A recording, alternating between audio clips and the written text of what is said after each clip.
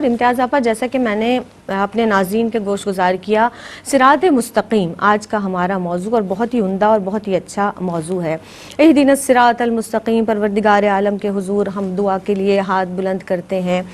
سب سے پہلے یہ بتائیے گا کہ ہر نماز میں ہم یہ دعا کرتے ہیں صراط مستقیم پہ چلنے کی، اور میں نے اپنے انٹرو میں بھی عرض کیا، یہ صراط مستقیم کیا ہے، ارشاد فرمائیے گا۔ شکریہ زینب۔ بسم اللہ الرحمن الرحیم۔ واللہ یہدی من یشاء الی صراط مستقیم۔ صدق اللہ مولانا العظیم۔ صراط مستقیم کی دعا مانگتے ہیں، اور اسے ہم سادہ سے لفظوں میں یوں کہتے ہیں کہ اے اللہ ہمیں سیدھی راہ دکھا، وہ راستہ، سیدھا راستہ کہ جس پر چل کر ہم منزل مراد کو پا سکیں۔ آپ دیکھیں تو سورہ فاتحہ میں یہ اللہ رب العزت کی پہلے تعارف ہے، ایک طرح سے اس کی ذات اور اس کی صفات کا معرفت عطا کی گئی ہے کہ وہ رب العالمین ہے، وہ رحمان ہے، وہ رحیم ہے۔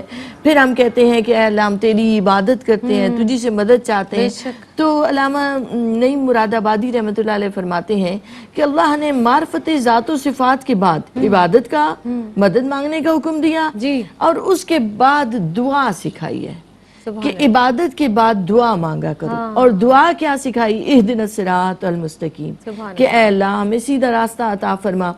اب دیکھیں صراط مستقیم کا لفظ جب قرآن مجید میں آتا ہے، ابھی جس آیت سے میں نے آغاز کیا کہ اللہ نے فرمایا واللہ یہدی من یشاء الی صراط مستقیم، یہاں ہدایت اور صراط مستقیم ایک چیز قرار دی گئی کہ اللہ جسے چاہتا ہے ہدایت دے دیتا ہے اور وہ صراط مستقیم پکڑ لیتا ہے، یعنی اس نے سیدھا راستہ پکڑ لیا، گویا وہ راہ ہدایت پر چل پڑا۔ پھر ایک جگہ ارشاد باری تعالیٰ ان اللہ ربی و ربکم فاعبدوہ ھذا صراط مستقیم، کہ بے شک اللہ میرا بھی رب ہے، تمہارا بھی رب ہے، بس اسی کی عبادت کرو، یہ صراط مستقیم ہے۔ گویا عبادت اور بندگی کو صراط مستقیم قرار دیا گیا۔ ایک جگہ ارشاد باری تعالیٰ میں یأمر بالعدل وہو علی صراط مستقیم، جو عدل کا حکم دیتا ہے، عدل کا تعلق اب دنیاوی معاملات سے ہے، فرمایا وہ صراط مستقیم پر ہے۔ اسی طرح ایک جگہ ارشاد باری تعالیٰ ان ھذا صراطی مستقیما فاتبعوہ، کہ نبی کریم علیہ السلام کی طرف سے کہ میرا راستہ ہی صراط مستقیم ہے، بس اس راستے پر چلو، اس کی اتباع کرو، اس کی پیروی کرو۔ اب ہم ان آیات کی روشنی میں دیکھیں تو ایک وہ انسان جو ایمان والا ہے، جو نماز میں جا رہا ہے، جو بار بار نماز ادا کر رہا ہے، نماز میں بھی تو سورہ فاتحہ پڑھ رہا ہے اور یہ دعا کر رہا ہے، اس کے باوجود اسے دعا سکھائی گئی ہے کہ تم ایسے دعا مانگو۔ دعا مانگنے کا تعلق اللہ کی ذات سے ہے کہ جاؤ اور اپنے اسباب اور اپنے ذرائع، اپنے وسائل، اپنے علم، اپنی اس غور و فکر اور اپنی اس فکر پر بھروسہ مت کرو، بھروسہ تمہارا اللہ کی ذات پر میں یعتصم باللہ فقد ہدی الی صراط مستقیم، جس نے اصل میں سہارا اللہ کا پکڑ لیا وہی صراط مستقیم پر ہدایت پا گیا۔ اب اس کا مطلب یہ ہے کہ صراط مستقیم قرآن و سنت کی راہ ہے، صراط مستقیم نبی کریم علیہ السلام کی اہل بیت کا راستہ ہے، یہ اصحابہ کرام کا راستہ ہے، یہ ان لوگوں کا راستہ ہے جو انعام یافتگان ہیں۔ اب اسی آیت مبارکہ اہدنا الصراط المستقیم کی آپ 3 لفظوں پر غور کریں۔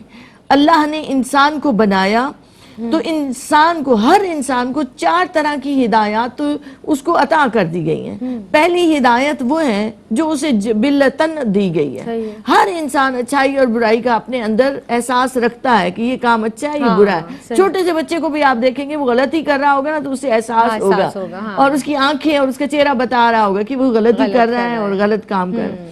تو یہ ایک فطرتاً انسان کے اندر یہ موجود ہے۔ دوسری ہدایت کہتے ہیں حسی ہدایت، وہ انسان جو حواس خمسہ کو استعمال کرتا ہے اور اس سے ہدایت حاصل کرتا ہے۔ تیسری ہدایت آتی ہے عقل، ہر انسان کو اللہ نے عقل دی ہے اور وہ غور و فکر کے بعد کسی نتیجے پر پہنچ جاتا ہے، تو یہ عقلی ہدایت کہلاتی ہے، شعوری کوشش سے۔ جی بالکل۔ اور چوتھی ہوتی ہے وجدان، اس کا اللہ نے جو روحانی طور پر ایک استعداد دی ہے ہر انسان کو، اسے ہم وجدان کہتے ہیں، تو اس سے بھی اس کو رہنمائی ملتی ہے۔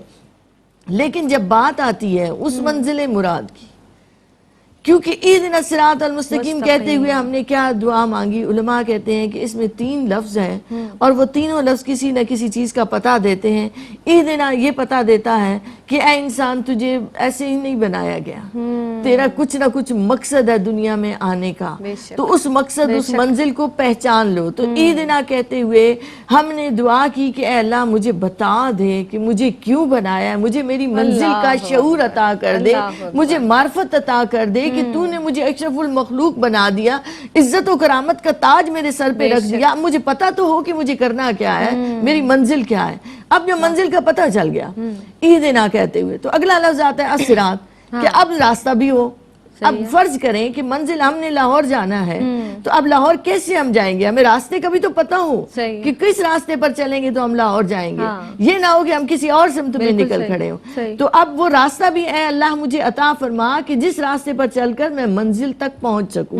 اب راستہ بھی پکڑ لیا ہے، مگر اللہ نے بتا دیا کہ شیطان جگہ جگہ جال بچھائے ہوئے ہیں، گھات لگائے ہوئے ہیں، تمہیں راستے سے بھٹکانے والا ہے۔ تو اب ضرورت اس بات کی ہے کہ منزل تک پہنچنے کی ضمانت بھی مل جائے، شیطان کے ہتھکنڈوں سے بھی بچ جائیں۔ تو اہدنا الصراط المستقیم کہتے ہوئے ہم نے تینوں چیزیں مانگی، منزل کا پتہ یعنی معرفت عطا فرما، مجھے عارف بنا دے، الصراط مجھے وہ راستہ بتا کہ جس راستے پر چلوں اور میں تجھ تک پہنچ جاؤں، اور المستقیم کے پہنچنے کی ضمانت بھی تو ہی عطا فرما۔ تو جس نے اللہ کا سہارا پکڑ لیا، اس دعائیہ انداز میں ہم نے اللہ کو اپنے اسباب پر بھروسہ نہ کیا، اس پر بھروسہ کیا، وہ منزل تک پہنچے گا ضرور۔ یعنی یہاں عاجزی بھی ہے، انکساری بھی ہے، اپنی کمی، اپنی کوتاہی کا ادراک بھی ہے، احساس بھی ہے، اس احساس ندامت بھی ہے کہ پروردگار عالم میں بہت کمزور ہوں، مجھے وہ راستہ بتا جو ہدایت کا راستہ ہے۔ اب ہم نے یہ جان لیا کہ صراط مستقیم کیا ہے۔